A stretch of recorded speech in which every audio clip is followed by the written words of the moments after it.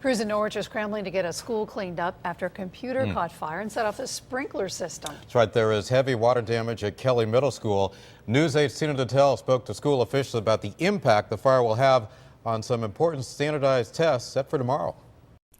The sprinkler system did what it was supposed to. It put the fire out quickly, but in that short time, the water also did a lot of damage. Armed with fans, mops, and buckets, industrial cleanup crews work to dry out the water-soaked school. I have water about up to here, up to my calf, where, it just kept riding up. But Norwich Superintendent Abby Dolliver was called to Kelly Middle School early Monday morning after a computer in this science lab caught fire. oh no, it was off, but plugged in, and we have all surge protectors. Dolliver says the fire set off 2 sprinkler heads, keeping flames contained to this area, but also unleashing thousands of gallons of water into the brand new wings of this newly renovated school.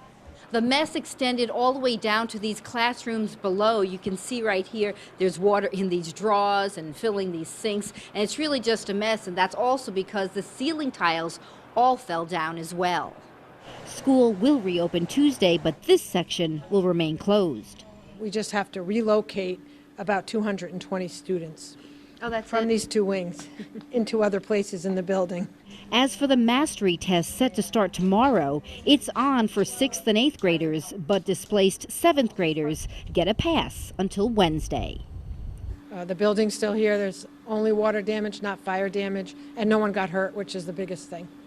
Some of the mastery test booklets were damaged by the water, but the superintendent tells us they'll have whatever they need, and they have been in contact with the state to make sure of that. In the New London newsroom at the day, Tina Detel, News 8.